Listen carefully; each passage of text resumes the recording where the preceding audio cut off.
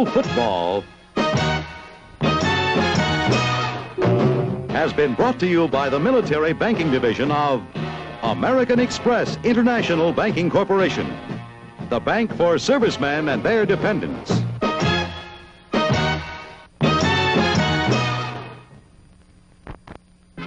This is Texas Stadium, the new home of the Dallas Cowboys, where on a sunny second day of 1972, the Cowboys were to defend their NFC title against the same team they had defeated in the previous NFC Championship, the San Francisco 49ers. Once again, it was up to quarterback John Brodie to crack the tough Dallas defense. And while Brodie had not had a super season, the 49ers considered themselves a better overall team than ever before. But Tom Landry, the only head coach in the 12-year history of the Dallas Cowboys, also had a better overall team than ever before. And as always, the constant factor in the Cowboys' success was defense.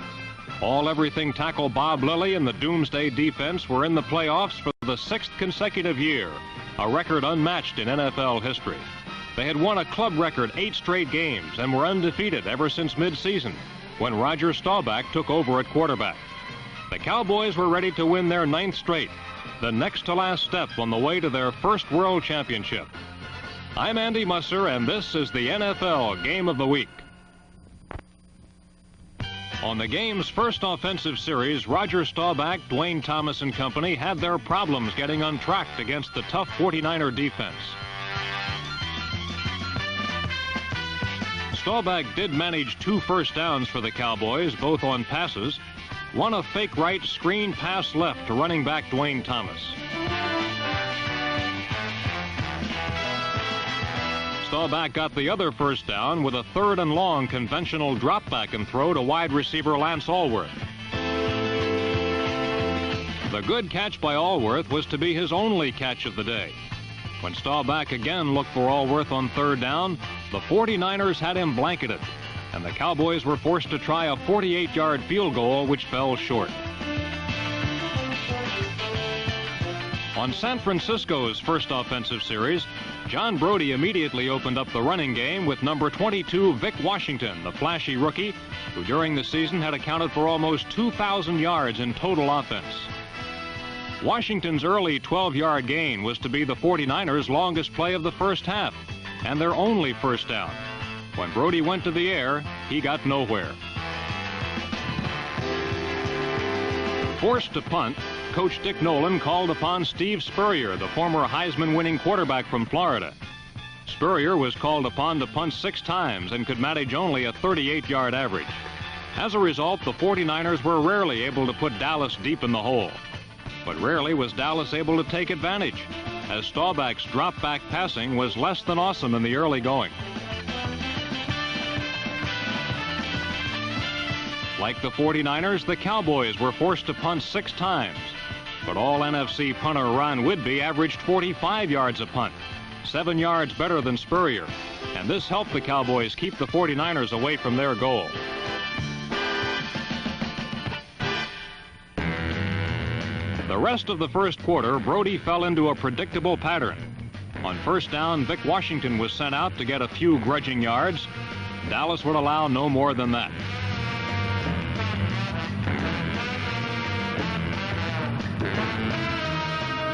In the middle of the Dallas line, playing his usual role as kingpin of the NFC's best rushing defense, was All-Pro tackle Bob Lilly, number 74. Lilly has played in 154 consecutive games since joining the Cowboys in 1961, and he seems to get better every year, if that's possible.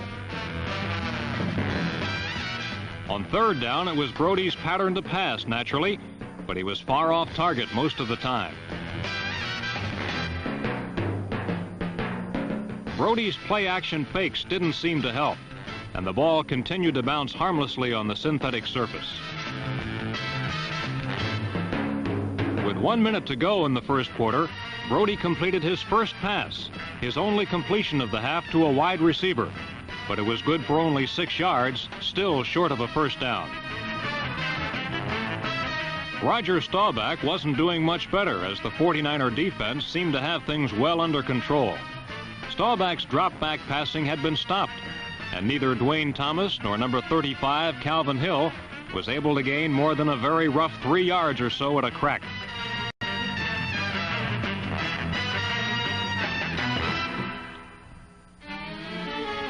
The Cowboy offense had been entirely shut down. But then on the last play of the first quarter, again faced with 3rd and long, Roger Staubach stepped up and got a first down his own way.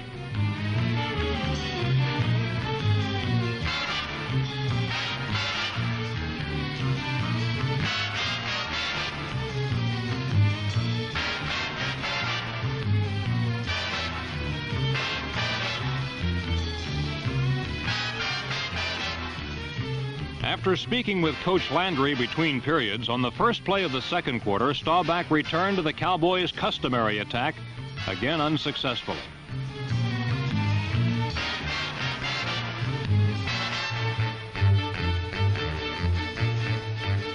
On the next play, Staubach sent the entire offensive flow to his left, then started to run to his right, looking for a receiver. What followed was certainly not in the Dallas playbook. Some think perhaps it should be.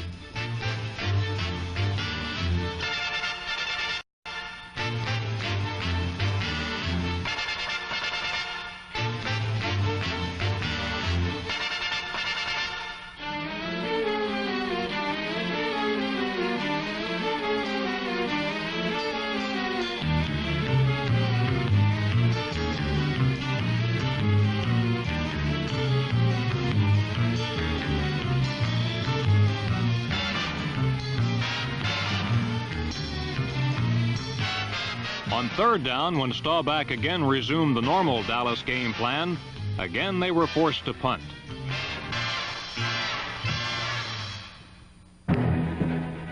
Then John Brody made his most costly mistake of the year.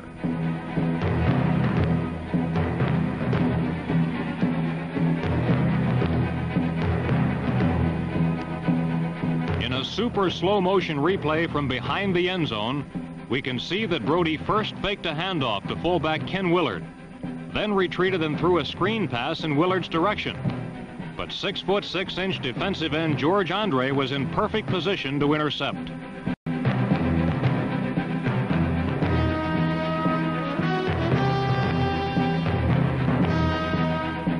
There are many better-known members of the Doomsday defense, but George Andre, the 10-year veteran from Marquette, had made the game's biggest play and perhaps the biggest play of the season for the Cowboys.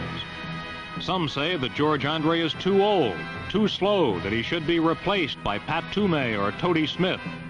But George Andre is the smart old pro who beat another smart old pro in the NFC title game.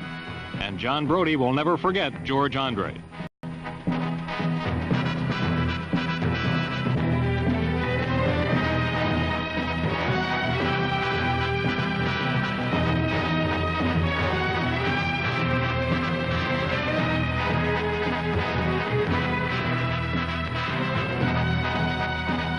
Calvin Hill vaulted in for the touchdown and the 6 points that turned out to be more than enough to win the NFC title for Dallas.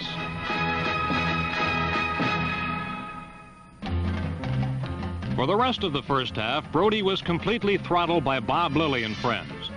For the half, the 49ers had a total of 1 first down. Brody's passing statistics for the half were equally embarrassing.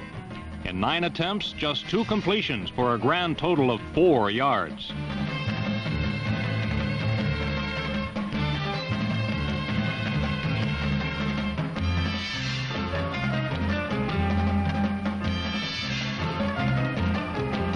The Dallas offense, on the other hand, began to show small signs of life. Dwayne Thomas carried twice for his only 2 good games of the half, 8 yards up the middle, and then 10 yards around left end behind all-conference guard John Nyland, number 76.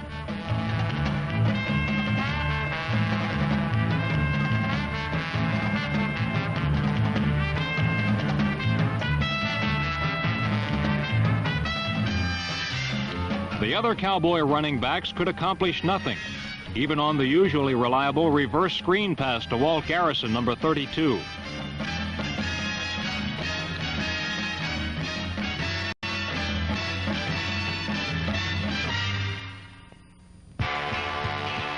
In In the late stages of the first half, Roger Staubach took over the game.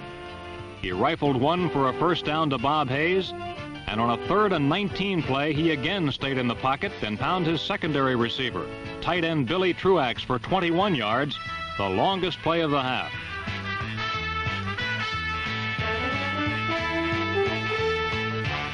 But it was as a runner that Staubach hurt the 49ers the most, gaining consistently whenever he roamed out of the pocket.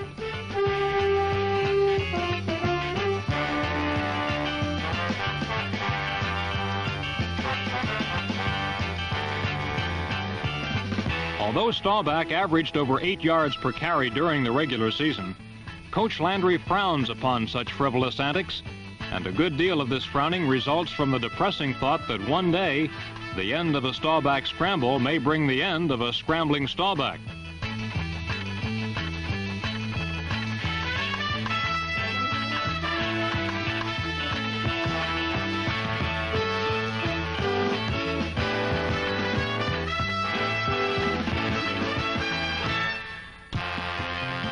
From Staubach's point of view, perhaps scrambling is safer than waiting to be thumped by the likes of number 86, Cedric Hardman, also known as Nasty. Hardman is a second-year defensive end, already all-conference, and Hardman is a hard man to handle, as a top-camera rerun aptly illustrates. On a different play, watch Hardman give number 64, Tony Liscio, the revolving door treatment on his way into Staubach.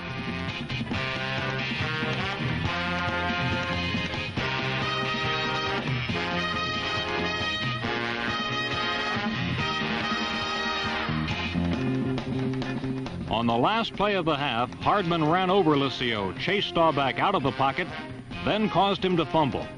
The 49ers recovered the loose ball, the only such recovery by either team in the game. But by then the clock had run out, and so had the 49ers' fortunes for the first half.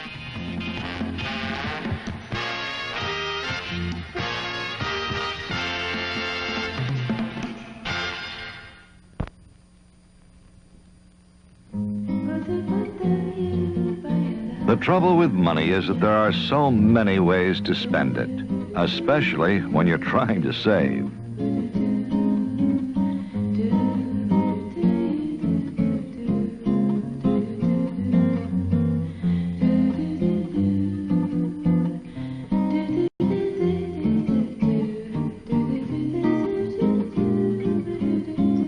It's your future, protected by saving at an American Express military bank. Remember, American Express is spoken everywhere.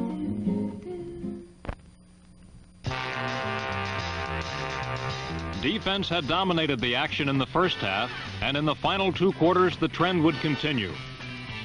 It had been the ability of Dallas' doomsday defense to contain San Francisco that had made the big difference in the game. In the first half, San Francisco had managed only 42 yards in total offense. And at the beginning of the second half, it was clear that John Brody's passing would be the key to any 49er victory hopes. After Vic Washington returned the second half kickoff only 13 yards, Brody immediately began to put his plan into effect.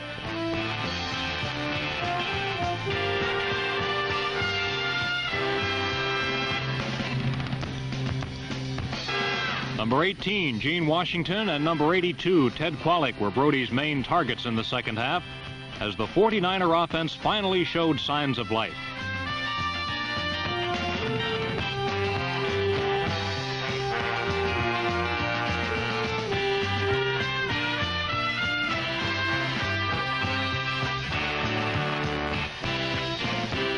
The 49ers were able to move with short passes over the middle and swing passes to running backs coming out of the backfield, but the stingy Cowboys secondary refused to give up a long bomb.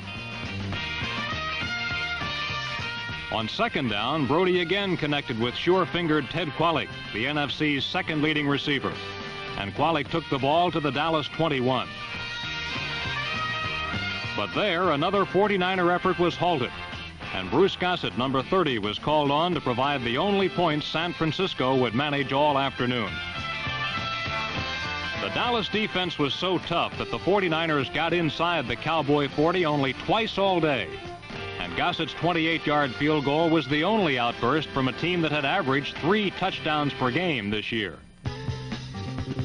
Now it was again Staubach's turn, but he too was facing one of the NFL's toughest defenses. The 49ers gave up the short sideline passes, but did an excellent job of protecting against a Cowboy trademark, the long bomb. Cowboy wide receivers Bob Hayes and Lance Allworth had trouble getting open against the glove-tight coverage of the 49ers secondary. But the Dallas arsenal is so awesome that it can burst a game open at any time. This year, the Dallas running game has been paced by temperamental Dwayne Thomas, number 33. But in this game, he picked up only 44 yards. Cat-quick defensive linemen like number 70, Charlie Kruger, did a good job of rushing Staubach. But there is one Dallas weapon that no defense has been able to stop consistently, and that is Staubach scrambling.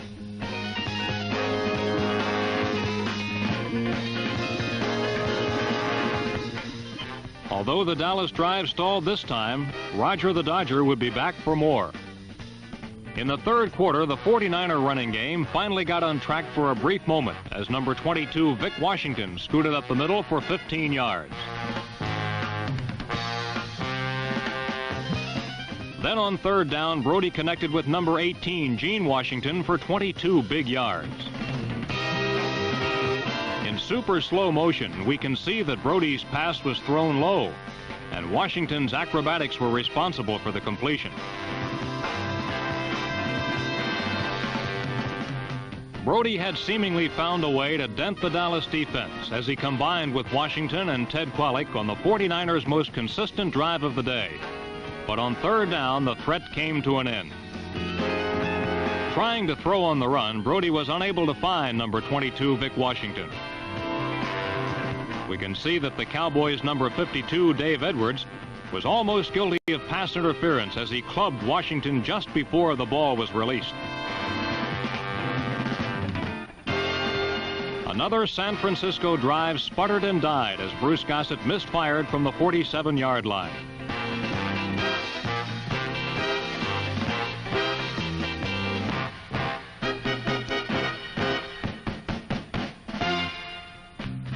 With time running out in the third quarter, Roger Staubach was determined to go back to the air.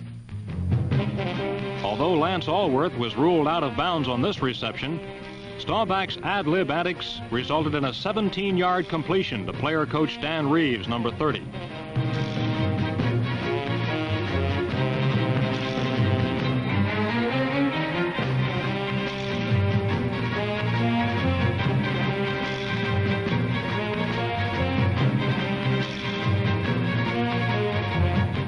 On a repeat in super slow motion, let's take an isolated look at Staubach as Roger the Dodger does his thing.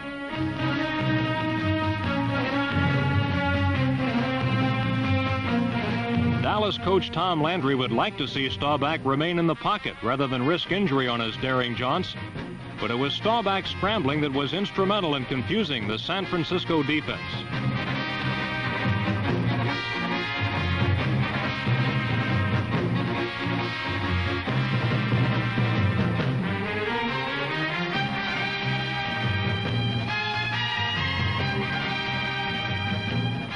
At the beginning of the fourth quarter, Staubach continued to move the Cowboys as he found number 87, tight end Billy Truax, open for 22 yards and a first down.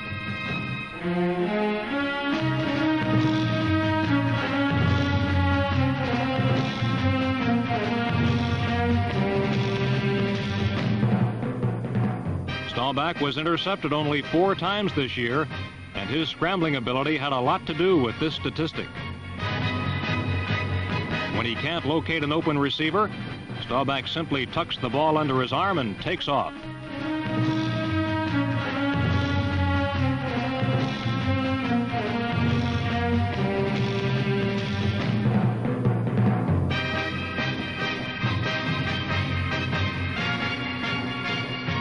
In the second half, number 32, Walt Garrison, replaced the injured Calvin Hill at fullback, and Garrison's second effort blasts accounted for 52 yards.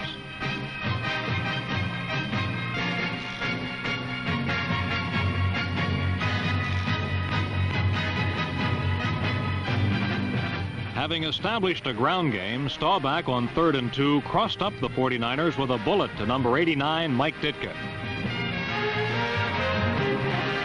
Then from the 2-yard line, Staubach noticed a weakness in the 49ers defense and moved number 33, Dwayne Thomas, from the right side to a slot left.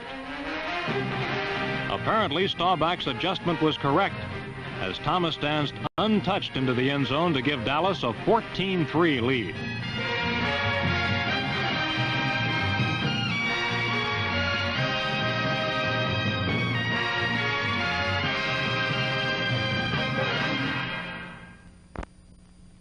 Some credit cards can buy you golf balls. The American Express money card can buy you Pebble Beach, from Greenspeed to the 19th hole. Some cards can buy you ski boots. The American Express money card can buy you Aspen, from airline tickets to lift tickets. I strongly recommend you apply for this one, the American Express money card for people who travel.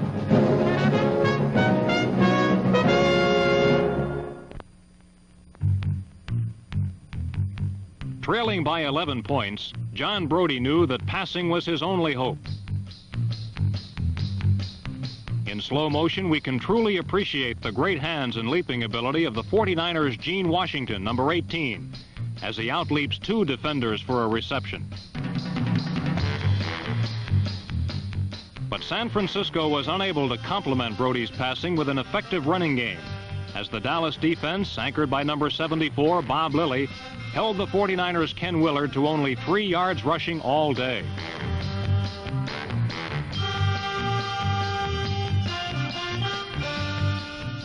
When San Francisco failed to move, Roger Staubach again went back to his most effective strategy.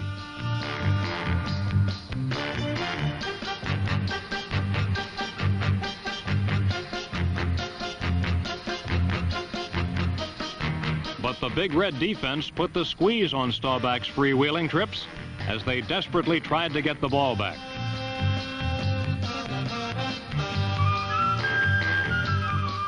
With 2.5 minutes remaining in the game, Brodie regained the ball, but it took only 1 play for him to lose it again. Brodie's second interception came at the hands of Wiley Leroy Jordan, number 55, who returned to the San Francisco 23. Although Brodie's passing had improved in the second half, interceptions ruined key 49er drives. The Dallas theft set up a field goal attempt from the 24-yard line, but Mike Clark's kick was blocked by Frank Nunley, and with only 1.5 minutes remaining, the 49ers retained only a shred of hope.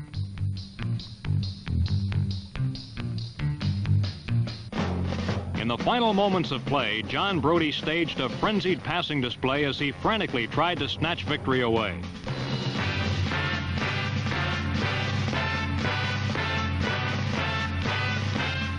Brodie is a hard-bitten leader who refuses to give up until the final gun sounds. But on this day, he was unable to score against the skill and experience of the Dallas defense.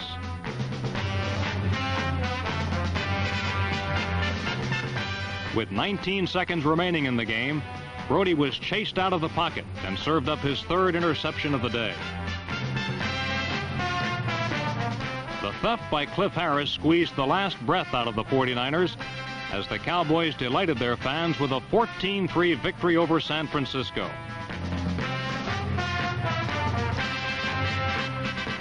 In a game that must have put the scoreboard operator to sleep, Tom Landry's doomsday defense held Dick Nolan's 49ers to their lowest point total in 5 years. For the Cowboys, it was their 6th trip to the playoffs, and they were again rewarded with a trip to the Super Bowl. But the victory brings the big one, the game Dallas supposedly can't win. But this year, it appears the Cowboys just have too much talent to lose again.